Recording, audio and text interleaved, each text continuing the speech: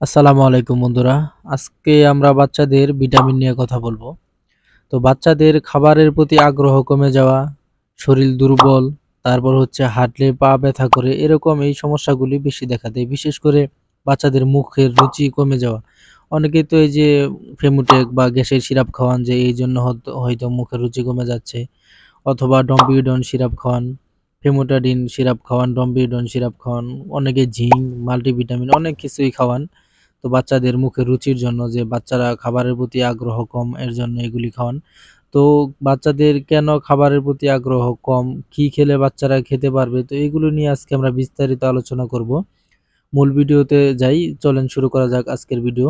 তো বন্ধুরা দেখা যায় যে মাল্টিভিটামিন বা ফেমুটেক অথবা ডম্পিডন এগুলো খাওয়ালে কিছু সময় বাচ্চাদের খাওয়ার প্রতি আগ্রহ থাকে, এরপরে কিন্তু আস্তে আস্তে কমে যায়। এটা কমে যাওয়ার কিছু কারণ রয়েছে।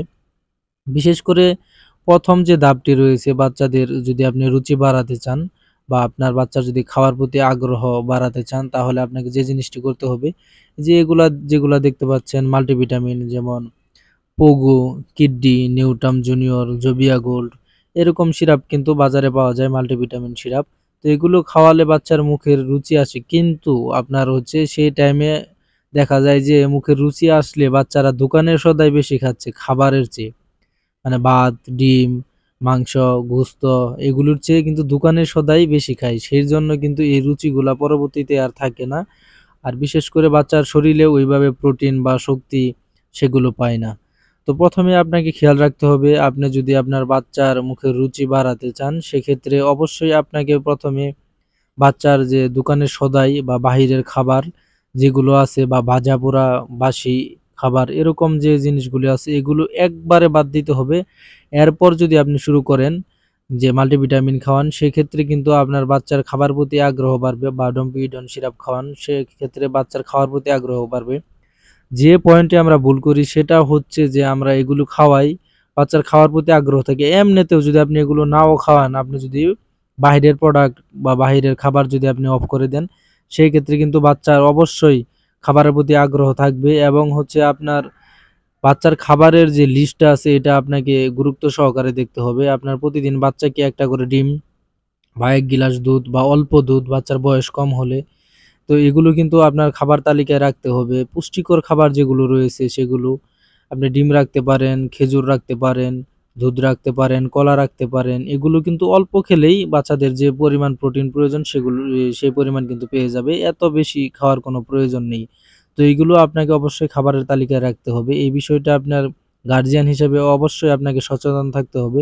আর যে বাহিরের যে খাবারগুলো আছে এগুলো যদি আপনারা খাওয়ান, সেক্ষেত্রে দেখা যায় যে এমনিতে আপনি যদি আপনার ক্ষেত্রে প্রয়োগ করেন, আপনি যদি বাহিরের খাবার খান, আপনি কিন্তু আর ভাত বা যে খাবারগুলি খাওয়া প্রয়োজন সেগুলো কিন্তু আর খেতে পারবেন না। আপনার যে খিদার আগ্রহটা আছে সেটা কিন্তু নষ্ট হয়ে যাবে। তো অবশ্যই আপনাকে একজন গার্ডিয়ান হিসাবে সচেতন থাকতে হবে।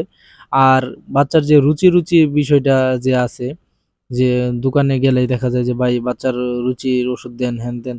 তো বাচ্চার কিন্তু এত রুচির প্রয়োজন নাই। যেগুলো আপনাকে বললাম যে যেগুলিতে পুষ্টিকর যে খাবারগুলি আছে এগুলো আপনার পরিমাণ মতো যদি আপনি দেন, বাচ্চার বেশি খাওয়ার প্রয়োজন নাই। আর কতই বা বড় হইছে ১-২ বছর বা ৫-৬ বছর বাচ্চার বয়স।